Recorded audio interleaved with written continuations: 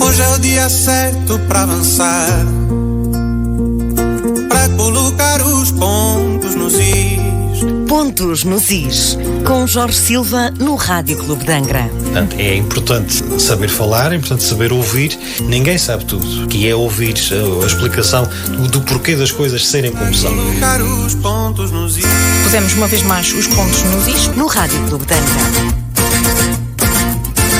Ora então, muito bom dia, Jorge Silva. Já estamos a correr contra o tempo, são 11h24.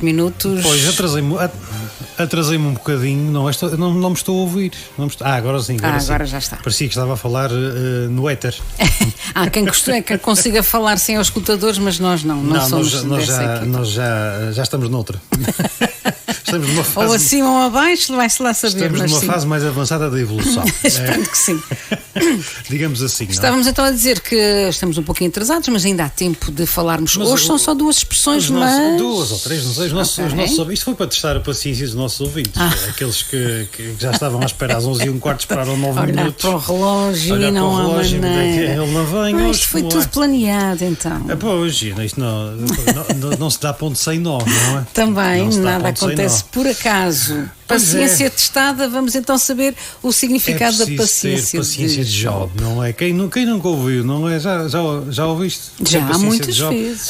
Não. A Cassandra não. É outra geração. É outra geração. Agora ali muito ao pé do mar, tem muito sol, derrete a mioleira. Não é preciso ter paciência, entra logo na água e pronto. Não. É preciso paciência de Job para aturar a Cassandra. Isso é outra questão. Isto dava um programa inteiro. Dava uma manhã inteira e mesmo assim, a seguir ao almoço, ainda tínhamos de fazer a digestão. Direito à resposta, Cassandra? A Cassandra está aqui a colaborar connosco. Não, a Cassandra diz que não. Não vale a pena, o senhor professor cismou comigo. Vale a pena, pronto. Hoje só. Isto é a vingança dos chineses, não é? Aqui com o microfone à frente. Também vou falar de chineses hoje, não sei porquê. A sério? Então vamos a isso. É por causa da Cassandra. Paciência de Job. Ora, é uma coisa que nós dizemos quando vemos alguém que tem de ter também a chamada paciência de santo, não também? É preciso ter paciência de santo. O interessante da coisa é que a paciência de santo vem da paciência de Job. Primeiro foi Job. Primeiro foi Job, depois então é que vieram os santos. Porque para nós percebermos isto temos de ir à Bíblia. É mais uma daquelas coisas que vem da Bíblia. O livro de Job, aliás há um livro, que é mesmo o livro de Job, traz uma das histórias se calhar mais conhecidas da Bíblia. Quem era Job? Job era um homem feliz. Job era um homem feliz, era um homem rico em termos materiais, em termos espirituais também. Portanto, Job tinha sido recompensado por Deus com uma vida plena, uma vida feliz.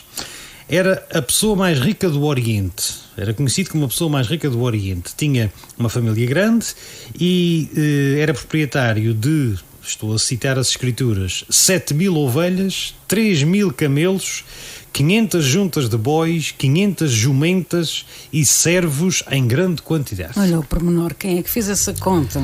Paciência de Job para fazer para contar. E Job caracterizava-se por ser um homem justo e temente a Deus. Temente a Deus. Aqui estamos a falar antes de Cristo. Não é? Ora, aquela ideia, porque às vezes faz confusão às pessoas. Isto, antes de Cristo, era a ideia da existência de Deus. Do Deus, não de Jesus que estamos a Não de Jesus, que seria então o Filho de Deus, não é?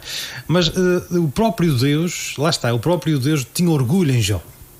Deus teria orgulho em Job e vangloriava-se das suas qualidades junto dos seus outros filhos, dos outros filhos de Deus.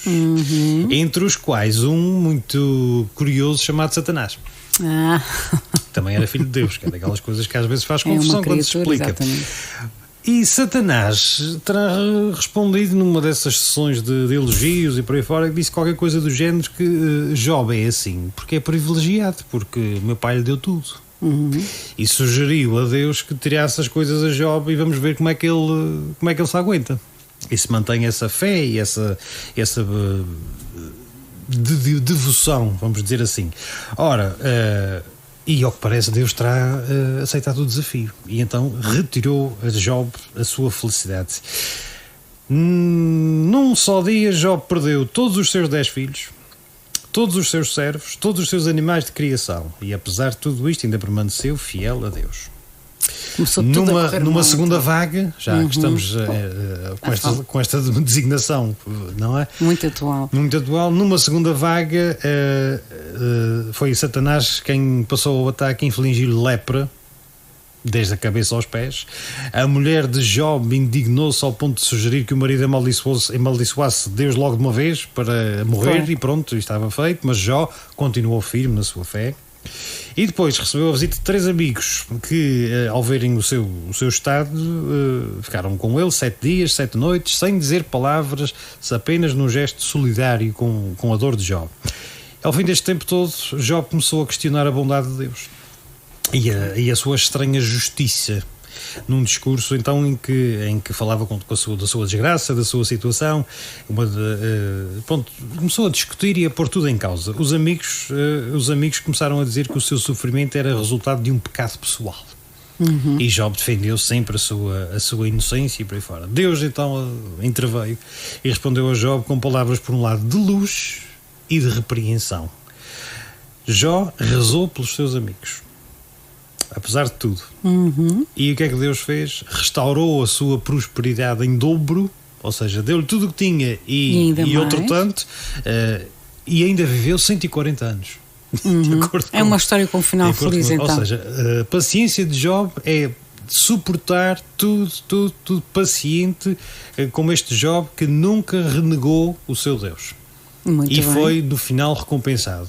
Não sei que recompensas pagam 10 filhos, mas isso Pois. já são questões de interpretação das escrituras que já não são para mim.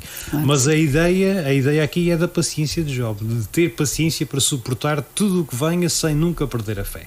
Muito Portanto, uma bom. pessoa que tenha paciência de Job é aquela pessoa que nunca perde a calma e que aguenta até ao fim e que se vai mantendo firme, etc, etc, etc. Portanto, se algum dos nossos ouvintes acha que tem paciência de Job, parabéns. Ponha o dedo ao ar, não vão ser muitos dedos no ar, com certeza que sim.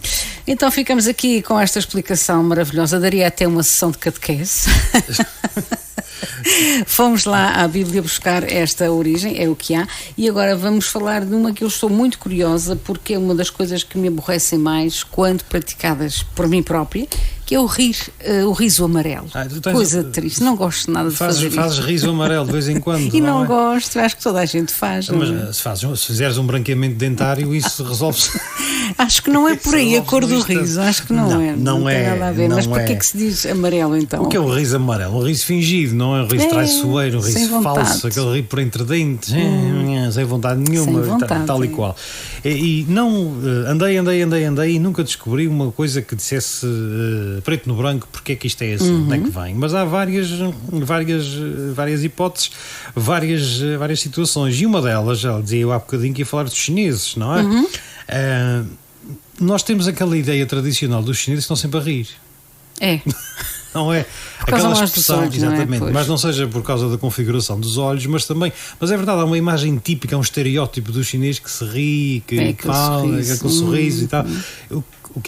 Qual é a designação que o povo dá aos povos orientais? Os amarelos. Peles amarelas. Os amarelos, não é? Portanto, para os estrangeiros, para os não chineses, vamos dizer assim, costuma-se dizer que eles são todos iguais, eu não os distingo também, não é? Mas há essa ideia de estarem sempre a sorrir.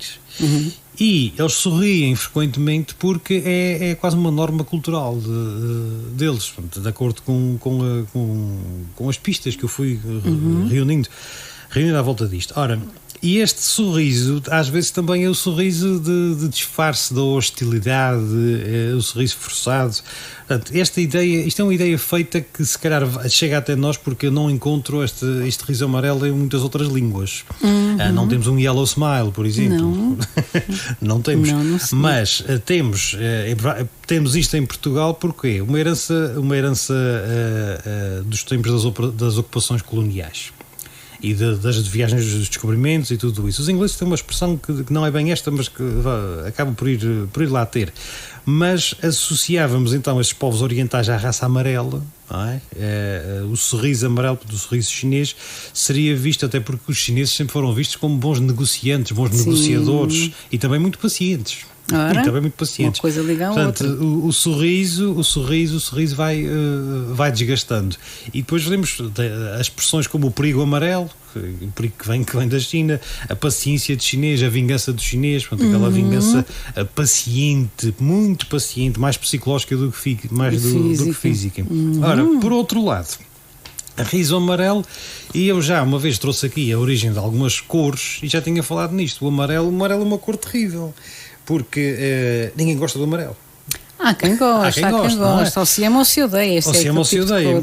Vamos lá ver. O latim amarelau significa pálido. Amarelau significa pálido. Que é diminutivo do latim amaro. Amaro vem a dar no português a palavra amargo. Amargo, uma coisa que amarga.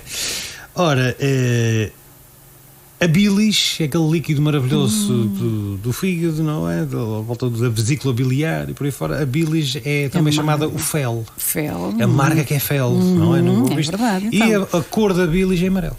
Ah, pronto. A bilis em si é amarela.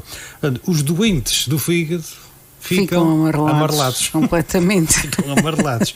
Lá está. Portanto, o percurso semântico da palavra vai encontrar as suas origens nestas situações. Nós chamamos amarelo à cor amarela devido à bilis, que é amarga, é amaro, amarelo. Portanto, o riso amarelo, lá está, vamos buscar aquela ideia negativa de um riso que é mau. Não é sincero. É como a bilis. E o amarelo, a partir daí, há muitas curvas no caminho. Se nós formos ver, na Idade Média, o amarelo era a cor do inferno. Era? Era.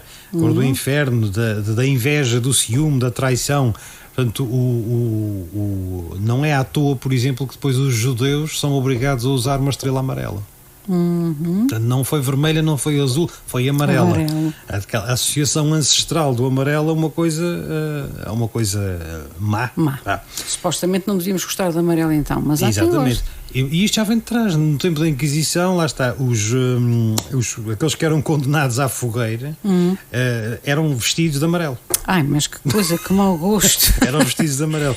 Portanto, tudo isto para explicar porque é que o riso amarelo é uma coisa má.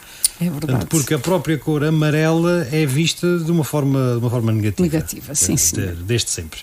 Enfim, e depois, embora também haja os pontos positivos, por exemplo, no ciclismo. O camisola amarela. Camisola amarela. Quem vai à frente, camisola amarela. Ainda bem, para defenderes aqui a honra desta cor. Portanto, também. o amarelo, e amarelo também é a cor que nós associamos mais ao sol, não é? Sem dúvida nenhuma. Ao sol, à luz, portanto, nem tudo é mau, mas é mais uma prova de como a semântica ao longo dos tempos vai influenciando o significado das palavras e das Muito expressões. bem. Não temos tempo para mais, nada, Então, absolutamente. Tempo para mais, voltamos para a semana. Exatamente, teremos ainda novo programa, então até lá. Temos aí a bola amarela a chegar. Não, a bola branca. É branquinha esta. Obrigada, Jorge, por este bocadinho. Até para a semana. Para colocar os pontos nos is. Pontos nos is, com Jorge Silva no Rádio Clube de Angra. Portanto, é importante saber falar, é importante saber ouvir. Ninguém sabe tudo, que é ouvir a explicação do porquê das coisas serem como são. Colocar os pontos nos is. Pusemos uma vez mais os pontos nos is. No Rádio Clube de Angra.